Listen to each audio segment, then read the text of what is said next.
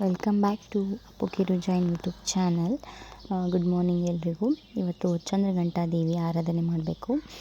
ಇವತ್ತು 3rd day ಆಗಿರೋದ್ರಿಂದ ಅವಳಿಗೆ ಬಿಳಿ ಕಮಲದ ಹೂವು ಹಾಗೆ ಹಳದಿ ಹೂವು ತುಂಬ ಇಷ್ಟ. ಇವತ್ತು ಕಲರು ಯಾವುದು ಬ್ಲೂ ಕಲರ್ ಇದೆ, ಡಾರ್ಕ್ ಬ್ಲೂ ಅಥವಾ ಸ್ಕೈ ಬ್ಲೂ ನೀವು ಧರಿಸ್ಬೋದು.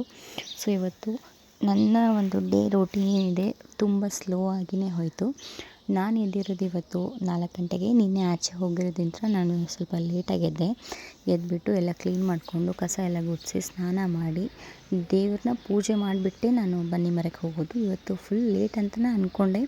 ಯಾಕೋ ಇವತ್ತು ಫುಲ್ಲು ಒಂಥರ ಮೂಡ್ ಸ್ವಿಂಗ್ಸ್ ಇತ್ತು. ಸೊ ಅದೇ ರೀತಿ ದೇವರಿಗೆಲ್ಲ ನಿನ್ನೆ ಎಲ್ಲ ರೆಡಿ ಮಾಡ್ಕೊಂಡಿರಲಿಲ್ಲ, ಇವತ್ತೆಲ್ಲ ರೆಡಿ ಮಾಡಿಕೊಂಡು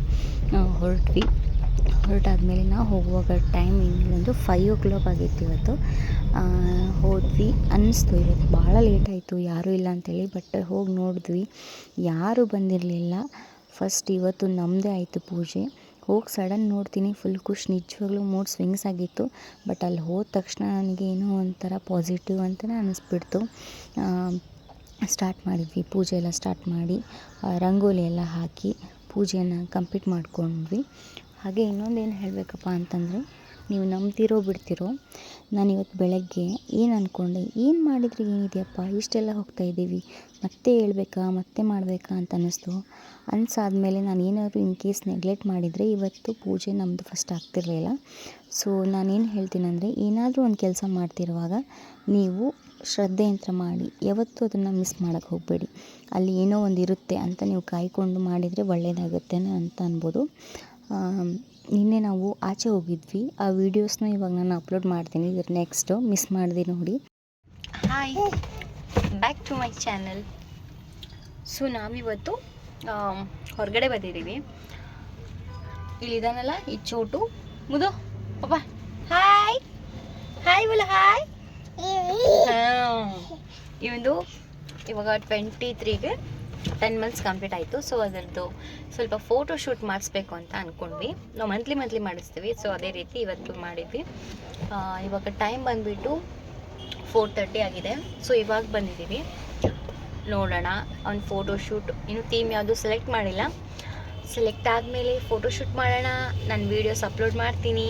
ಆ್ಯಂಡ್ ಅವ್ನು ಫೋಟೋ ಶೂಟ್ ಮಾಡುವಾಗ ಅವ್ನಿಗೆ ಎಷ್ಟು ಫನ್ನಿ ಮಾಡಬೇಕು, ಅವ್ನಿಗೆ ಎಷ್ಟು ಸ್ಮೈಲ್ ಅಂತ ಹೇಳಬೇಕು ಅಂತ ತೋರಿಸ್ತೀನಿ, ನೋಡ್ತಾ ಹೋಗಿ.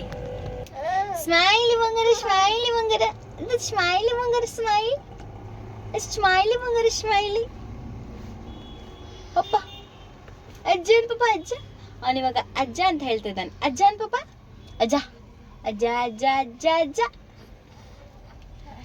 Hi hi very good. ಅಜ್ಜನ್ ಪಾಪ ಅಜ್ಜ ಅಜ್ಜ. 10 months ಕಂಪ್ಲೀಟ್ ಆಯ್ತು ನಿಂಗೆ ಪಪ್ಪ, 10 months ಅದಿ ನಿಂದು ಕಂಪ್ಲೀಟ್ ಆಯ್ತು. ಸೊ ನೋಡೋಣ, ತೋರಿಸ್ತೀನಿ ಯಾವ ಟೈಪ್ ಥೀಮ್ ಇದೆ ಅಂತೇಳಿ ತೋರಿಸ್ತೀನಿ. ಹಾಯ್ ಹೇಗಲಿ ಕಳ್ಳ. ಒನ್ ಮೋರ್ ವಿಷಯ, ಅವ್ರ ಪಪ್ಪ ಎಲ್ಲಿ ಹೋಗಿದ್ದಾರೆ ಗೊತ್ತಾ?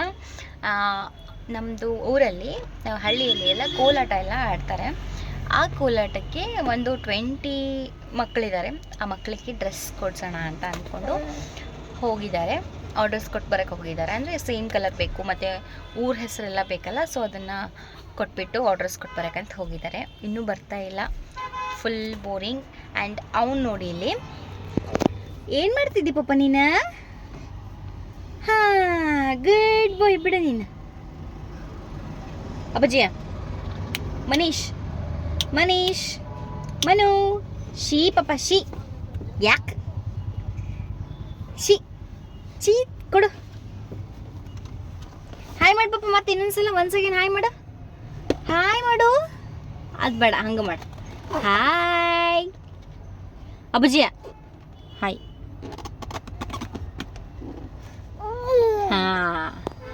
ಎಸ್, ಈ ಥರ ಇದೆ ಸೆಟಲೈಟ್ ಕಾಂಪ್ಲೆಕ್ಸ್. ಮುದ್ದು ಹಾಕಿ ಸಿಕ್ಕಲ್ಲ. ಊಲ್ ಬಂದಿ ಪಾಪ ನೀನು? ನಿದ್ದೆ ಬಂದ್ವಾ? ನಿದ್ದೆ ಬಂತ. ಶೂಟ್ ಮಾಡ್ಸೋಣ ಅಂತ ಹೊರಟ್ವಿ. ಅವನು ಆಲ್ರೆಡಿ ಮಲಗಿದ್ದ.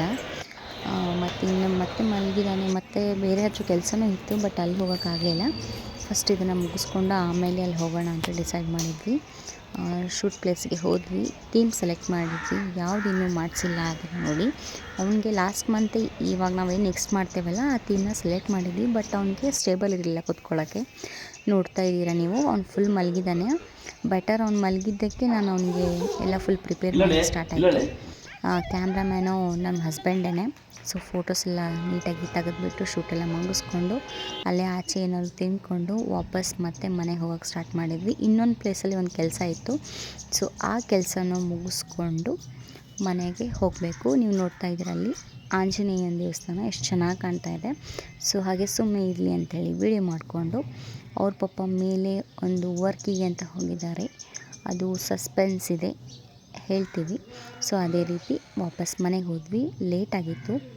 ಸೊ ನಾಳೆ ಹುಡುಗಿ ಬಾಳೆಹಣ್ಣು ಬೇಕಿತ್ತು, ಹಾಗಾಗಿ ತೊಗೊಂಡು ಹೊರಟ್ವಿ.